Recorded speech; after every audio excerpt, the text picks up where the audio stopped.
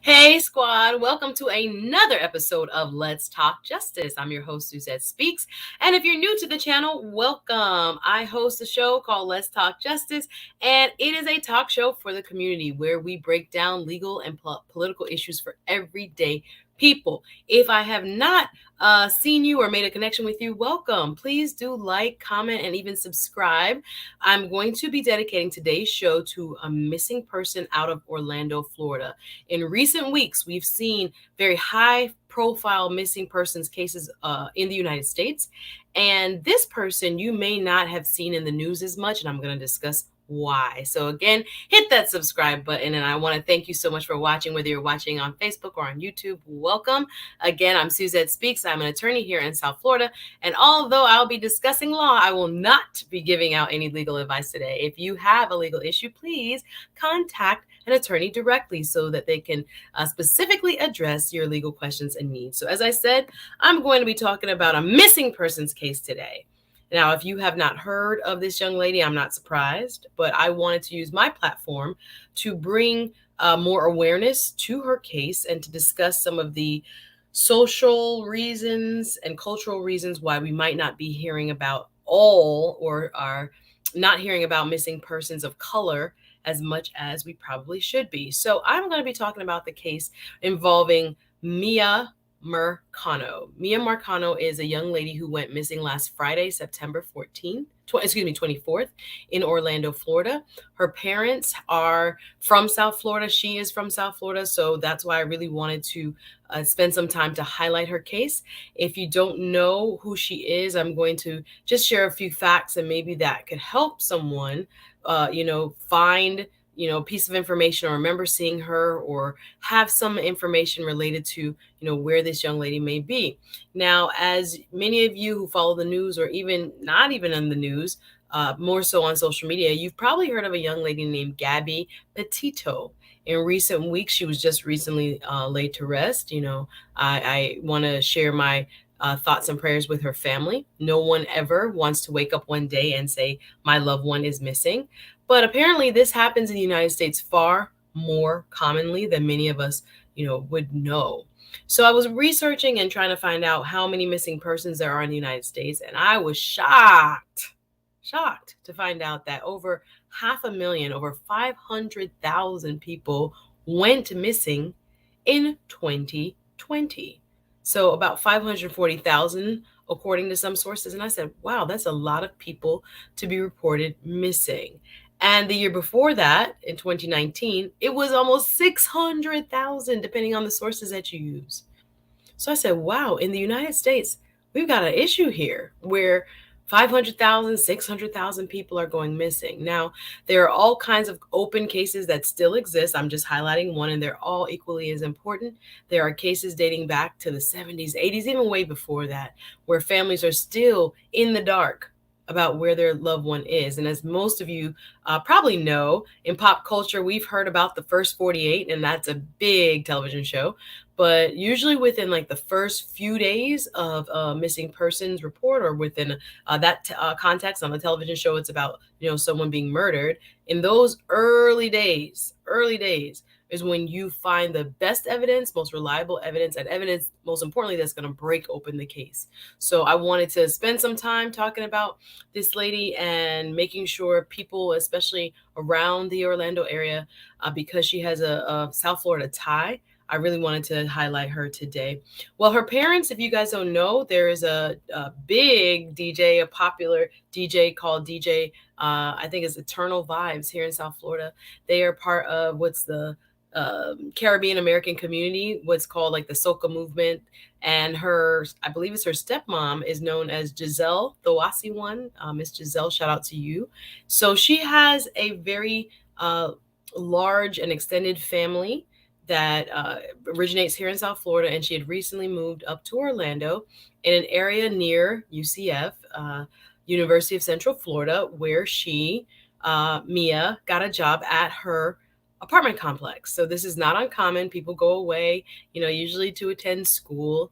And I was going to add in the missing persons information that I could find, 35% are under 18 and 44, depending on your source, 44 or 45% are under the age of 21. So about 45% of the people that go missing each and every year are young, very young, under the age of 21. Now, some people are, of course, found, and unfortunately, some people are found deceased as well. So we're praying for this family. We're praying for Miya to come home. We're praying that someone will know something. And I'm going to go over a few facts in this case to highlight it, particularly for those of you who are in and around the Orlando area.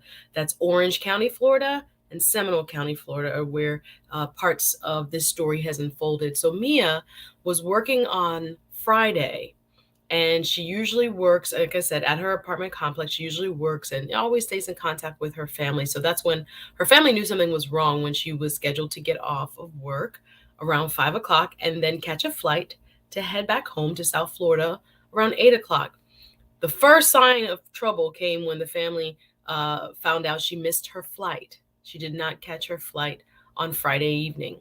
So, of course, they alerted, authorities, something is wrong. Our daughter never keeps her phone off and doesn't, stay out of contact with her family for very long. She's 19 years old.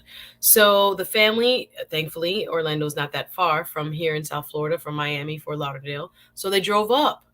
When the family drove up to her apartment, they found a very unsettling scene inside of her apartment. Her apartment was in disarray. Some would say ransacked. There was a mess when they opened the door. They found a broken necklace on the floor, according to police reports, and they found blood on her pillow, according to police reports. So those signs, of course, would be very alarming to any parent. And again, no one wishes this on anyone. And I pray none of us ever have to go through it. But again, with 500,000 plus missing every year around about in the United States, there are many families that are dealing with this type of situation. So in Miya's case, the family alerted Orange County Sheriff's Office. They got involved and they named a person of interest, according to WESH Channel 2, WESH Channel 2 in Orlando. This gentleman's name is, and I want to get his name right, last name was Caballero. Mr. Caballero is a 27-year-old who was a person of interest in the missing case of Miya Marcano.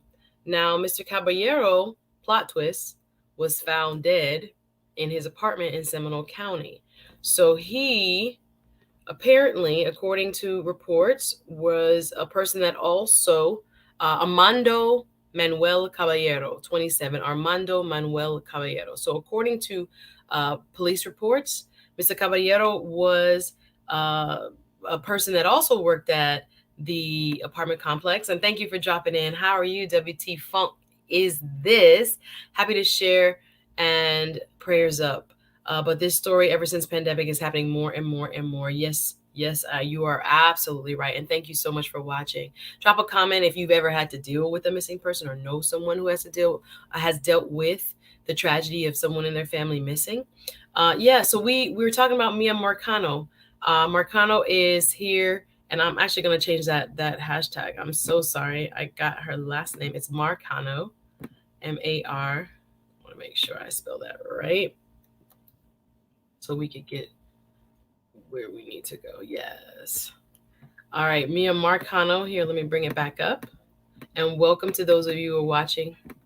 Here we go. This is what it should look like. There we go. Miya Marcano is a 19-year-old woman from South Florida who was living in Orlando in the Orange County area near UCF, worked at an apartment complex where she lived, and on Friday she went missing. So Miya Marcano is 5 feet tall, 130 pounds. Her parents are pretty prominent entertainers here in South Florida. They are DJs who are very well known in the Caribbean American community here, soca warriors, as they call themselves, who are known entities and are part of the fabric here for the Caribbean American community. So when this went public on Friday, Saturday, I saw it a lot on my timeline with friends posting in their stories on Instagram and on Facebook, help us find Miya. So it helps because it brought it to my attention. I was like, who is Miya? What is this young lady going through? And, how can I help? I was talking to my brother last night, and he was describing, he was like, you know who her dad is? You know who her mom is?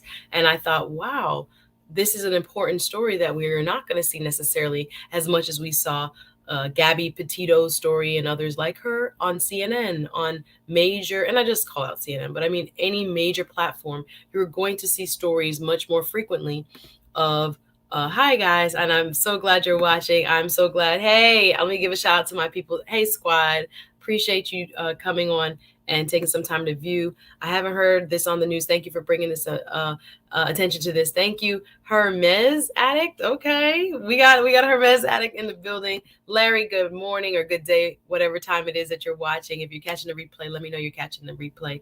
I appreciate y'all watching, and like I said, this one hit home when I read the news reports about it. It is truly apparent that most times you have to create your own outrage when you're a person of color. And this has happened a couple times from people in my direct circle where they were trying to, hold on to what the police were telling them and hold on to what, the what should I say, the normal chain of command would tell them, what to do. But in this day and age, I agree with you. You have to make your own waves. You have to create your own buzz, and you have to share your own story, and in a big way, or it gets buried. It's sad, but that's where I'm thinking a lot of folks, want to believe that, police are doing as much as they can. And many times they are. But when you apply that pressure, that public pressure, you get a different response. So I want to be a part of the movement that helps to hopefully find this young woman. I was thinking the same about CNN. Yes, you're going to find a lot of, particularly individuals that are not of color, highlighted like a Gabby Petito, much more than folks who are not as known. And I'm going to just highlight and just talk a little bit about. Yes, I've seen this in my life, unfortunately. Wow. It is a big deal. It is something that happens much more frequently than we like to admit here in the United States. But especially with so many young people going missing, I think it's something that is worth being talked about. So let's talk a little bit about that as I bring up Gabby Petito again. Rest in peace. And again, love and respect to her family. I am going to just highlight what a good and very honest journalist said on her program, and that's the one Joy Reid. She's more than good. She's great. Joy Ann Reid of MSNBC highlighted this also on her program, her evening program, talking about when the victim happens to be white, and particularly a white woman, how much media coverage. You can think about Natalie Holloway, and you can think about several others, but I'm not going to get into the weeds of who, much more why.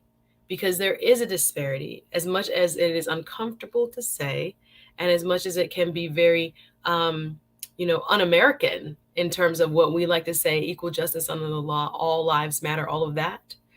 There's still a gap and a glaring disparity in how missing persons of color are treated by the media. And that's just a fact. The numbers and statistics bear it out. When you look at indigenous populations, when you look at Black or Hispanic populations, there are so many missing people that you've never, ever, ever, ever heard of. And I was watching, following along with the Gabby Petito story, and it was like a drama, like a telenovela, or like almost like a Netflix show. I was reading an article in Madame Noir, or Madame, I think Madame Noir is a Black blog. And it was also echoed in some other larger publications, how much press, and again, Gabby Petito's family deserves also to be highlighted. I'm not saying they don't, but how much press was given to this one individual when at the same time, there were several African-American young men, one in Arizona, one up in the Midwest, they found his body, that were almost ignored, except in certain communities on social media where people were like, help us find these young men. So I just wanted to not let this one also, and I'm going to read some comments. Hi, Hermes Addict says, I'm from NYC, recently moved to Miami Beach, and I heard about Gabby. It's a shame we aren't hearing about women of color. I hear you. WT Funk is this says, This is the lady he used, LOL. Now you know. Oh, now you know the name of the lady murder from Aruba. Exactly. I will not forget Natalie Holloway's name because there was so much news. And even when I look at Gabby Petito's case, commentators have put out there, she had less than 1,000 followers on Instagram when she went missing, it's reported. And she has like 1.2 million followers now. A person who has been found, her body, and she'll never post on it again, but 1.2 million people now follow her. I think that's a huge, like, I was reading the amount of impressions she had, or the hashtag Gabby Petito had on, TikTok, 634 million impressions on TikTok. So there is bound to be an outcome. The police are still in that case looking for, I think it was her long term, or they were really young. You would call it like sweetheart, high school sweetheart, young love. And I think what was also very compelling about that story, not only was she like an American golden girl, blonde hair, blue eye, kind of like, everyday girl. I think for many, the contrast of what she put out on social media, her and the boyfriend's name is Brian Landry, who is a person of interest who the FBI have now, put out as, I think they're charging him with something else, not as necessarily a suspect in her murder, is a person of interest, but on wire fraud and some other charge. They're going to bring him in and probably try to put pressure on him to see if he will, break and share some more information about what happened to her. But I think what was compelling about that story was that there were so many people that were shocked by the picturesque life that they posted, the tranquil, all loving, perfect, young couple that they portrayed, and how far from the truth their real life was. I think that was shocking to people when you hear the 911 tape in Petito's case. And not to digress too much, where there's a person in Arizona as they're going on a camping trip, or her and the boyfriend were going on 4-month cross country trip, and they're posting about it, and people saw them driving, and the reports from someone who called 911 who saw their van said, "Oh, I see a gentleman slapping," that's according to the 911 tape, "a young woman." They pulled over, and there's a whole bunch about this. I don't want to spend more time, but I want to just say, like, how compelling a story it's been, and how I am so sorry. I'm so sorry. I'm back. It looks like I had stopped a little bit in the middle there. Woo, child. That was nerve wracking. In the middle of the day, there can't be that many people using the Comcast, but apparently there are. But I want to get some of your comments in. I want to thank you for hanging in there. Thank you guys for watching. Again, Suzette Speaks, Let's Talk Justice, just bringing some awareness to the Miya Marcano case out of Orlando, Florida. Hermes Addict says, yes, I heard this as well. Yes, we know this. Sad but true. The serial killer in Cali did it for years because he was killing hookers of color. No one would care, and that's evil. That's evil. Yeah. WT Funk, thanks. Okay, thank you. Blind Guy, his wife, their life. Thank you for watching. Again, I apologize for that blip on the screen there. I think it was my end. WT Funk is this says, I swear you really need to have Black news recap of the day or week. You'd be, oh, you are very kind. Thank you very much, because I'm very, yeah. Did y'all jinx me? I love it. They like, did it stop? Yes, just for a quick second, it was me. Sorry, but that happens. This is real life here. Yes, LOLs. I'm LOLing with you. But yeah, we're back. We please don't. We're not pointing any fingers. That was on my end. But yeah, it's kind of no. Talking about I ran away. I did not run away. I definitely saw my circle here. Welcome all of you who just joining. Suzette Speaks here. Hey, what's going on? Chi-Town, Team Mac, what's good? Thank you so much for watching. I have just so much in my heart about this case because I could see myself in this case. So back to I think that was a good segue to get back to the case at hand. Again, this is about bring home Miya Marcano. She is a 19-year-old who went missing last week Friday, Orlando, Florida. Hey, welcome to the conversation, Samuel. I'm glad you're here. I am just trying to bring some awareness to you can take the heat. Thank you. I just want to bring some awareness to a young lady, in all seriousness, who went missing in Orlando. The main person of interest, the gentleman named, and now deceased gentleman, named Armando Manuel Caballero, 27 years old, was a maintenance man. So this was an interesting fact that I saw. He worked at the same place that she worked. And the police just released the fact that the master key for the apartment complex where she lived was used to open her door at 4:30 on Friday. Now she gets off at 5. So the master key to which Mr. Caballero had access was used to open her apartment. Remember, she worked and lived at the apartment complex, was used to open her apartment at 4:30, and she get off at 5. She was supposed to catch a flight at 8, which she did not show up for. So last seen at that apartment complex. So yeah, there's so much there. This man kills himself. Allegedly, he hung himself, according to Orlando, Orange County Sheriff's Office. He hung himself since being named a person of interest in her case. It's very disturbing, and again, it leaves a lot of questions unanswered. 130 pounds, 5 feet tall. She's a tiny little thing. And I'm thinking about myself, at that age and all the things that young people don't know. And allegedly, as I've been watching local news here in South Florida, there are some news outlets that have also reported that Miss Marcano had been rebuffing and rejecting advances by Mr. Caballero, that he had been since June 2021 an employee of the apartment complex. I'm not going to name the name, it's in the description. He was the maintenance person, and again, she worked there as well, and that he had been making advances towards her, and that she had been refuting those advances. So those reports are allegedly coming out as well. On top of that, recent reports here in South Florida, and I will attribute it to Local 10 News, just reported today. I was catching some midday reports on it.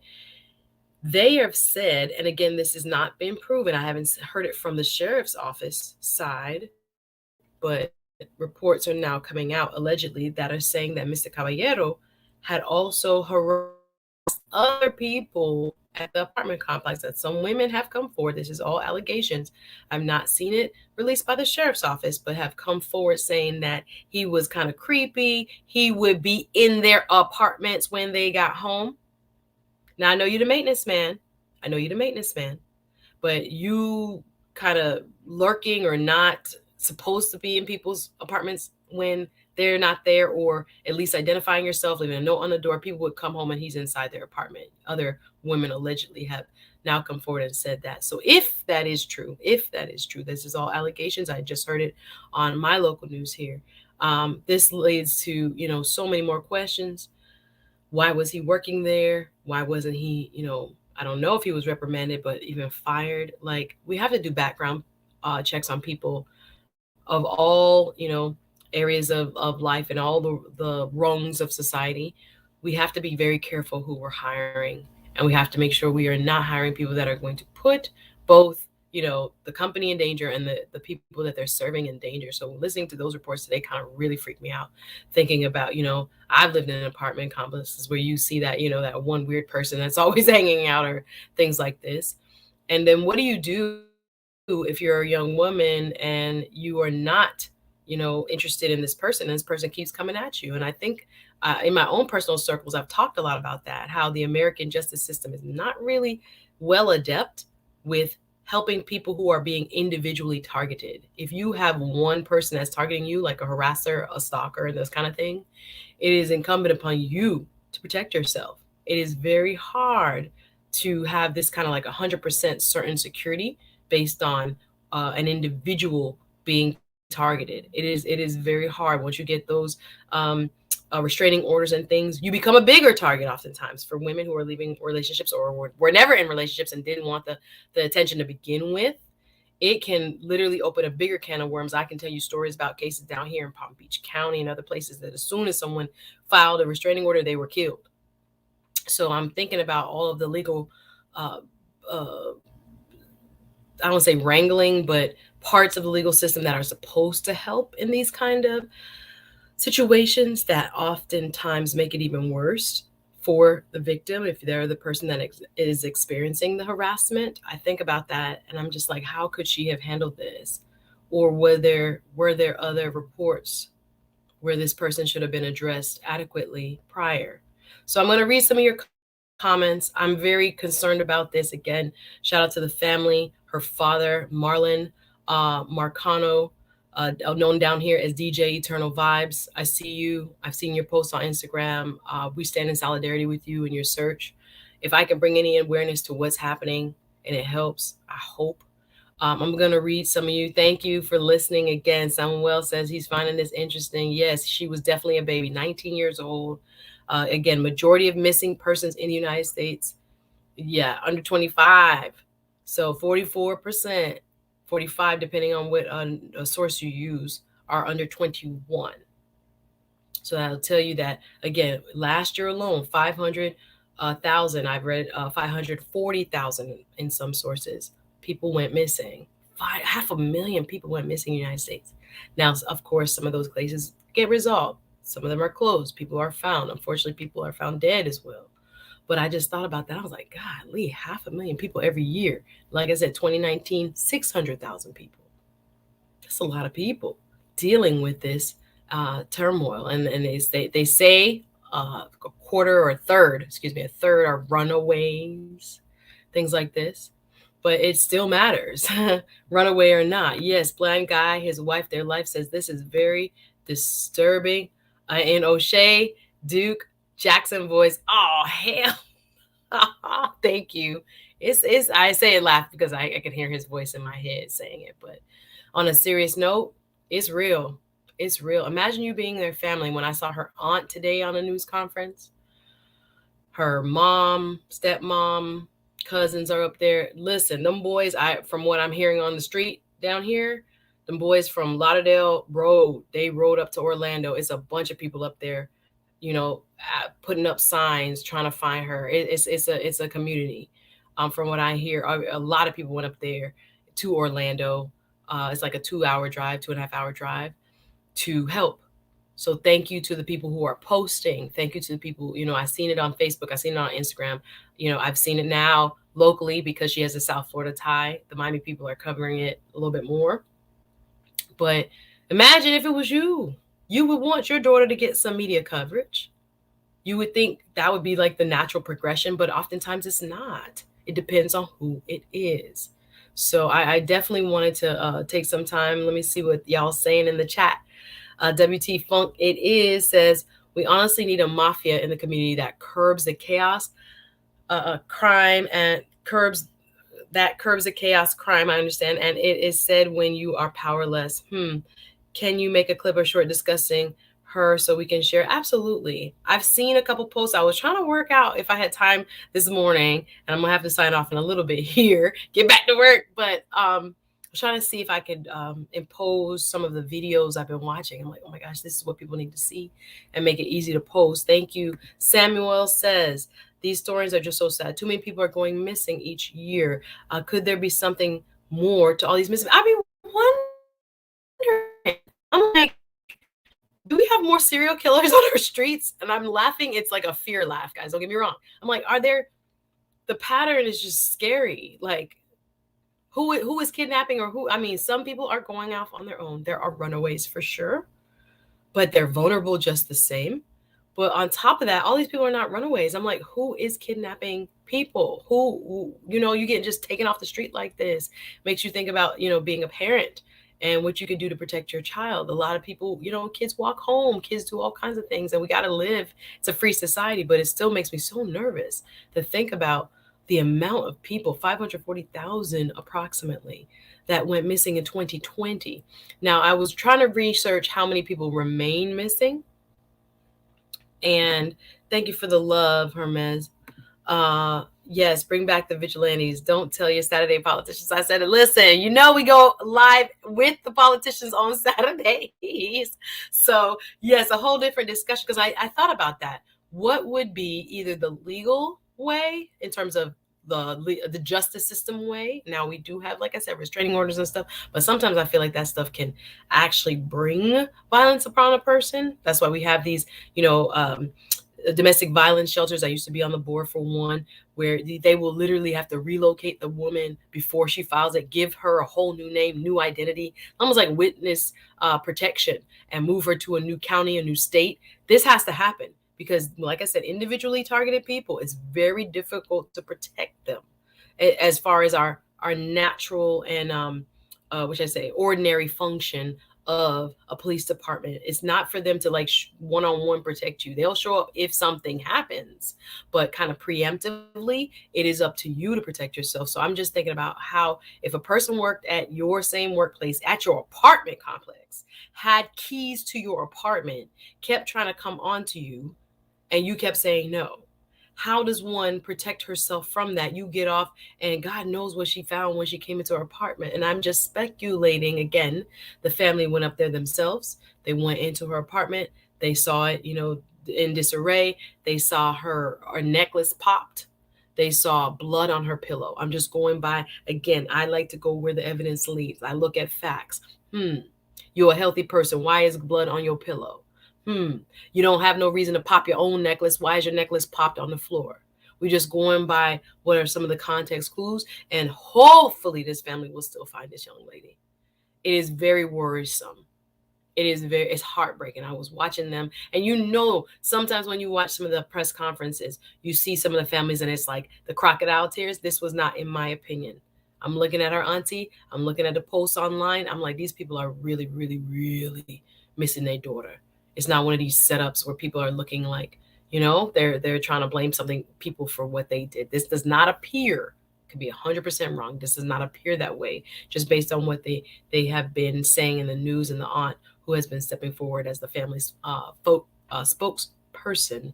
It is heart-wrenching to imagine you send your daughter up to college, you send your daughter to another city to go live her life, and there are people that are out to, they want her, and therefore destroy her. And there are just similarities with the Gabby Petito story. There are similarities there. It is a very toxic mindset that leads to a lot of this and disturb people. On top of that, there are people that are not well, mentally speaking. They're not well. And then you just have people that are evil. Yes, I said it. Because people like to also, to me, use mental health as a cop-out. Sometimes it's not mental health, darlings. Sometimes they're just evil, and they want you, and they rather nobody have you. It's a power and control thing. If you've studied domestic violence and that circle of power, the wheel, I think they call it, of power, it is very real.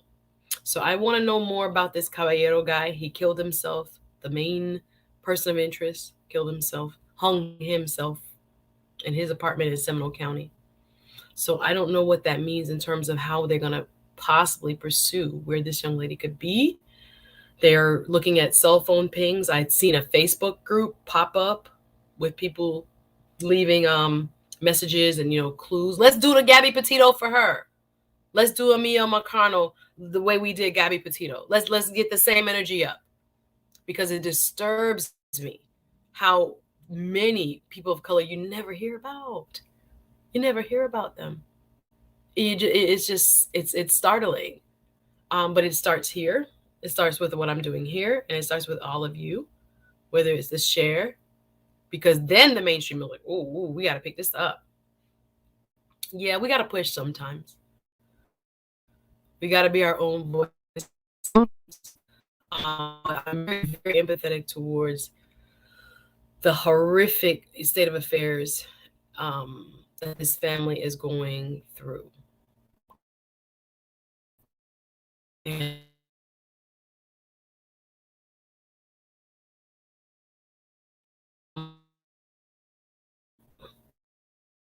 internet don't want me today. I was just coming in. Come on now. Come on, internet. Come on, internet. Don't be like that. Don't be like that with me. So more points I want to make. I may cut this short just so I don't get cut off. We gotta plan better. Yes, I'm gonna go through some of the comments before I hit off. But you guys, yes, and there's underground something. I'm going too fast. Sorry. Oh, my system might be a little slow. Let's go back. Near the national parks. Interesting. Yeah, I think there's a lot of buried bodies on the side of the roads. Our highway system. Sometimes when I'm making cross country, I mean, I don't do cross country trips like that, but when I have in the past, I've been like, woo, some of these wooded areas, I'm shocked at what you might find in them, scarily speaking. No BS, there may be a tunnel system that we're not aware of. Hey, Terry, what's going on? Appreciate you joining. Thank you so much for watching. Well, we're doing a little struggle streaming here every now and then. Appreciate y'all. I know. Let's give a big laugh. I know. I'm just like, really? They don't want me to be great today? The internet does not want me to be great today. I know. But I'm glad you guys are sticking it out. Again, I'm speaking about Miss Miya Marcano, young lady from South Florida. Parents are big in the Caribbean American community here. They are both musicians, DJs, big followings. They are part of what, I guess you would call it, soca lovers, soca warrior community, people who are from some of the islands like Virgin Islands, Trinidad and Tobago. There are huge expat, or I guess you would call it diaspora communities here in South Florida, of course, from the Caribbean. The Miami is like the gateway to the Caribbean and South America. So we have a lot of different Black. We all have people of color, but we're like, they may, speak Portuguese back to you, look just like you, but speak Portuguese or Spanish or, different dialects. So we are very big on, diaspora and community. That's why I really wanted to make sure I highlighted this young lady. She is just as deserving of the intense media that, Gabby Petito got. And again, no disrespect. And I want to find what happened to Gabby Petito too. It's not either or. Like, I want to know what happened to her as well. But the media frenzy and the soap opera like, obsession with, 630 some million impressions on TikTok, the Reddit streams on that platform, the Instagram following. Now she has 1.2 million followers in her death. When she had under 1,000, apparently, when she went missing. Just the obsession with this one person, and again, her case deserves the attention and deserves to be, and I want to say deserves and resolved at the same time, deserves to be resolved. And Mr. Landry needs to be dealt with, her boyfriend, if they ever find him. But have you ever seen a search like this, though? I'm talking about all up and down them Florida swamps, on the airboats, through and through. They're going to find this man. Well, let's get the same energy from Miss Marcano. That's all I want. It's not an either or. But we also have so many people I can't even get into our indigenous women. Indigenous women and children have the highest levels of domestic violence in our country, and thereby a high level of disappearance as well, and murder.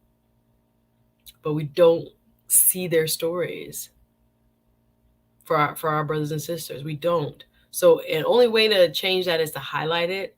It is not to necessarily say one or the other. I feel like when people give you that false dichotomy, we have to share a small piece of the pie. No, there's enough for everybody. But we can't stand for the disparity just kind of going and no one really calling it out. Shout out to Joanne Reed of MSNBC for doing so. Got some backlash for it. But it's, again, not to say we don't care about all, but we don't have the same energy when it comes to covering and highlighting what happened to, I forget the young man's name, Mr. Day, I think is his last name. In the Midwest, his parents were saying the same thing. We couldn't find our son, and I don't feel like the energy was up. The young man who was the geologist who went missing in Arizona, his parents found his car overturned, keys in the car. That's not normal. Where's the frenzy on that? And the list could go on. I'm not saying that it's just a matter of, maybe the resources, but I just know on the media side, it's not a matter of resource.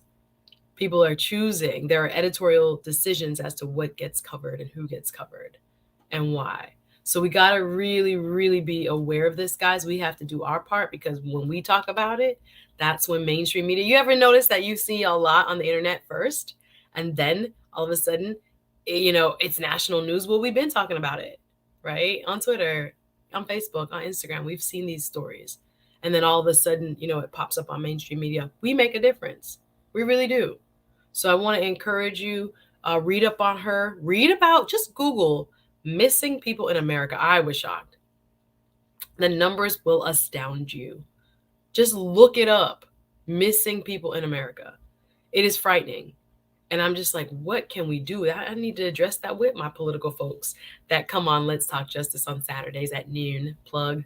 that what can be done about this? Is this something that we just have to live with? Hey, lead.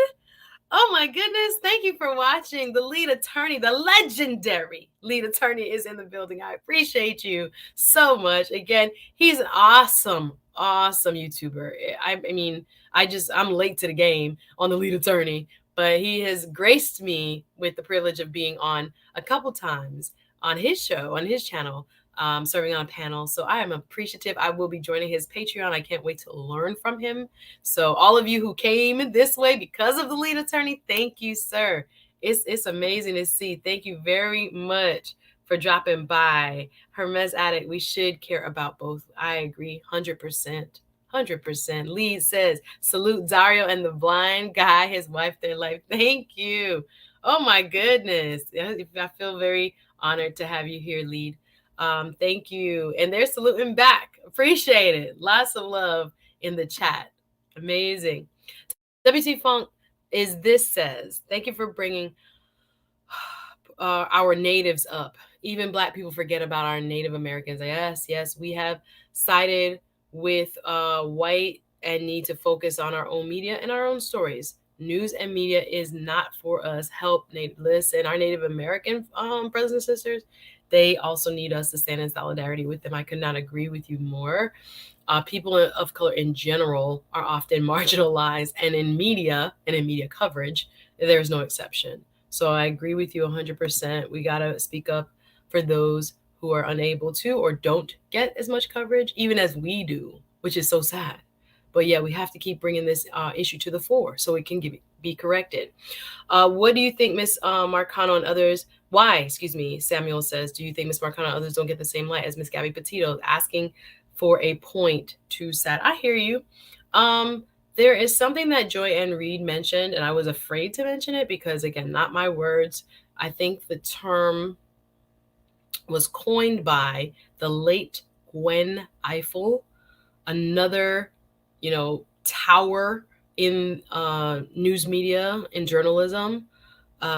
Recently passed last year, I believe. Gwen Ifill was known for her just incredible journalism. She was a longtime host on PBS, and she coined the term missing white woman syndrome. That came from Gwen Ifill.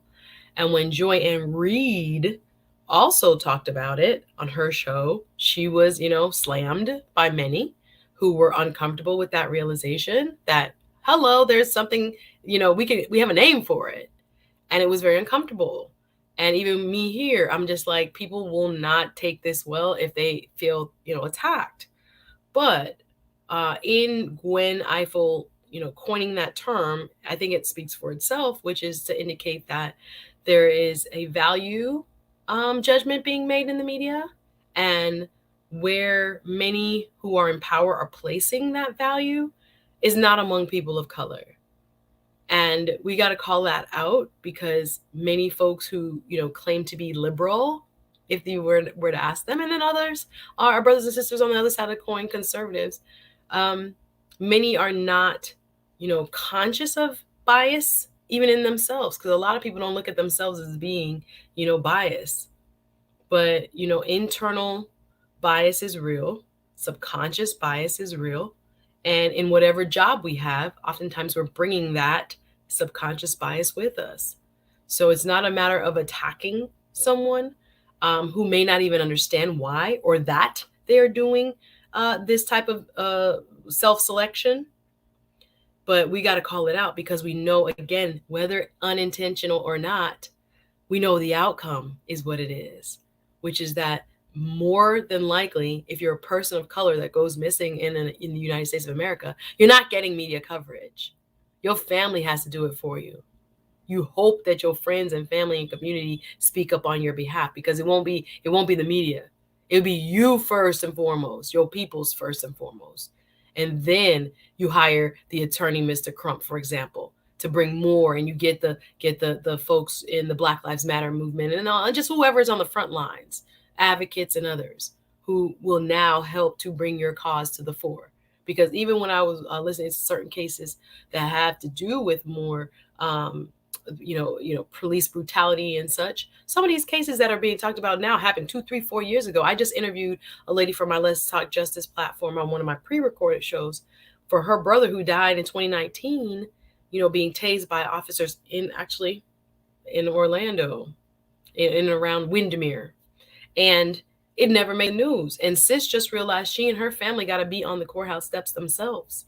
They were trying to do what they were told. They were trying to kind of follow protocol. They were listening to the police, but nothing was happening. And they were more and more, the tape of her brother dying, all of this other stuff. And I'll wait for that show to kind of expound on that.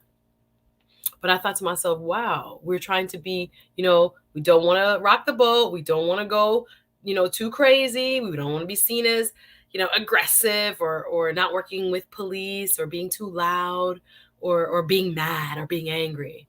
But for many of us, if we are not, we don't get heard. And again, in different areas of the country handle things differently. Different media outlets, not going to paint a broad brush of everybody, handle things differently. But on a case-by-case basis, if you put up people of color versus a white person, more specifically a white woman, going missing, just look at how many, if you Google Gabby Petito, it's like 27 million impressions on Google. 27 million. But look up Miss Marcano. How many are you going to find? It is just a striking disparity. So to answer your question, there's a lot to be said as to why, but media bias is real. And I think it leads to the public caring about what is in front of them. That's why we have commercials. That's why we have advertising. You push it, and then we believe it. So when it seems like this case should be paid attention to, and this is the most major thing going on in America, people pay attention to it because it's all over the news. It's repetitive.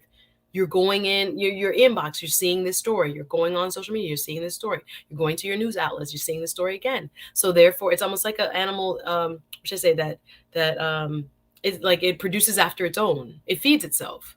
So now you are watching more Gabby Petito because you've seen more Gabby Petito, and you look up more Gabby Petito and you find more Gabby Petito because the algorithm in it kind of is like, self-serving. So we want to mix up the algorithm today. We want to put a little Miya Marcano in the algorithm so that it shows up more on people's feeds. So yeah, there's a lot of things that we have to address. That's a short answer. There's a lot more layers to it. And I think, like I said, Joy-Ann Reid has done a great job of calling it out and kind of dealing with it on her show. And some of the reasons why this seems like a pattern in American media and, is provable because there's truth to it. But I think we and within our own communities can do a good job of helping to counter that pattern as best as we can. We can't rely on some of these media outlets to do what we're going to have to do, apparently. And thank God for social media, because it allows us that voice now. It allows us to be able to say, we're going to pay attention to what we want to pay attention to, not what you're going to tell us to, what you're going to place more emphasis on. And therefore, it's going to just snowball and, just because of how algorithms work. We're going to spend more time on stories that we want to see and people we also know need to be highlighted. And it's going to have to take us, grassroots. It's going to have to take us because, like I said, mainstream not necessarily going to do it first. But if they see it on Twitter, they see it on their timelines with their friends, they're like, ooh, who is this? We're going to have to do it. And that's what I'm hoping to do here. Awesome. Blind guy, his wife, their life. Yes. Let's keep making a difference. It's a mess that this is where we are with so many missing people. Trust me. Trust me. When I was looking at the numbers, I was like, how can I condense this for people? This is like major. When we're seeing how many people are missing, this is major. This is huge. So yeah, we have to talk about there's a bigger problem in America. Missing people in general is a problem. And again, many do get resolved. I think I was reading, it depends on the source, between like 85, 89,000 and say almost 100,000 remain missing, like are still open cases with the FBI. I'm not talking about all law enforcement agencies around the country is where you get the 500,000. All missing persons ever reported to any law enforcement around the country, it's like 540,000 ish, right? And now still remaining open with the FBI. I've read between like 85, 89 and 100,000 remain open, which is still a lot of people. So yeah, missing people. It was coined by Gwen Ifill. Yeah, quoting her. Absolutely. Shaitan says good vibes. Yes, I mean, it's a heavy subject. I try to make it a little bit lighter because I know it's a lot. And, in the middle of your day, you're not necessarily trying to ingest and really, because it affects my spirit. I mean, I get very, I'm sensitive to these things, even though many of us get desensitized with another person's missing. Oh my God, another person died, another person was shot. Yeah, it can get that way, but we still should care. This was a human life. This is somebody's daughter. This person had goals and dreams and lots of ability, just beginning life. This woman could have been on earth to do a myriad of things, and here we are, no answers. So we have to make sure we are not kind of like, we get drained and we get overwhelmed by all this bad news every now and then. We do have to stop, but we also must take into account that if we don't pay attention or we don't share, it becomes like, buried. Another family, oh, just another Black child. Oh, it's just, oh no. No, we can't do that. They matter.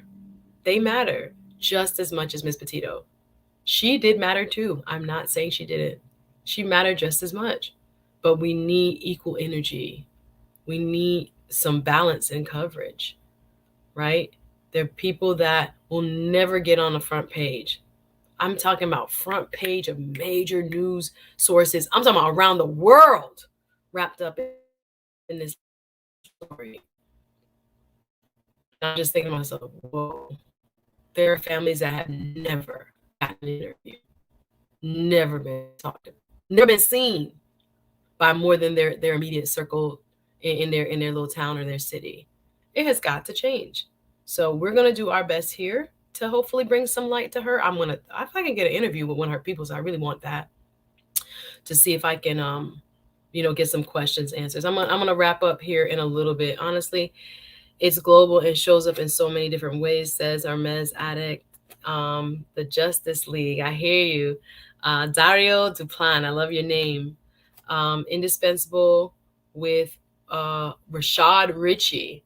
This is the new Black YouTube channel that he will maybe blow. Let me see. That he will maybe blow this story up. I will look at his name. Thank you. Thank you, WT Phone. Because I have a couple people I want to highlight where I'm like, nobody is doing it. Reach out to him. He is awesome. Wow. Okay. So his name is Rashad Ritchie. Thank you. Thank you. Thank you. I'm getting to know everybody in these communities, guys. It is a fantastic way to build, as lead attorney would say, the network of who you talk with, what you talk about. I have a couple of guests coming up. I did an author. Did y'all catch the interview with the author yesterday? Fantastic. Or was it Sunday? Fantastic. If you have not seen Veronique Pierre's interview, I'm going to do, like I said, a mix. Women's empowerment some days or just self-empowerment, mindset, spirituality, that kind of stuff. And then I'm going to get the law stuff done. You know it. Because I think, especially in and around what we're experiencing from Capitol Hill to local stories, it always bothers me when I don't see, a broad enough perspective, when I only see one type of person's perspective. And I think we have, room here, in these YouTube streets to kind of broaden the conversation and bring new perspective to conversations that traditionally didn't include who we have in this chat here, who we have watching. And I love that there can be that crossroads. People who are traditionally not sitting down and chatting, getting to express and getting to kind of like peel back the layers of that onion and allow people to get real and to learn and as well as to have an impact. So I appreciate you guys. Again, show dedicated to bring home Miya Marcano, young lady out of Orlando, Florida, who is still missing. Person of interest is now deceased. Manuel Caballero, he was found dead in his apartment. Armando Manuel Caballero was found dead in his apartment, main person of interest. So now the family needs answers, and we are asking if you know anybody in and around Orange County, Seminole County, around Orlando, UCF. I mean, we are less than 6 degrees of separation from most things. Funny enough, in the United States, you know somebody who knew somebody who lived there who did that. We need any tips. I'll leave the number for the Orange County Sheriff's Office in the description. Her dad's number is also available. I didn't put it in there, but if you want it and you actually have a tip, you can find it. And just sending love, peace, solidarity to all the relatives. Shout out to Giselle, the Wasi one, her stepmom, Mr. Marlon Marcano, DJ Eternal Vibes from here in South Florida. The community is seeing you. The community wants her home just as bad as you. We are going to talk about her on social media. And for those who are actually able physically to go and to help look, thank you. Thank you to everyone who's been sharing. And like I said, that's how I got the wind of this story. And we're going to do what mainstream media maybe necessarily can't. Let's put it like that. We're going to make sure her name is said many more times. So thank you guys. Drop a comment. Thank you guys so much for watching. I appreciate you. Please hit that subscribe button. For those of you who are new, welcome again to the community. This is Let's Talk Justice, and I'm your host, Suzette Speaks. It has been wonderful. I'll see you guys real soon. Y'all take care. Bye now.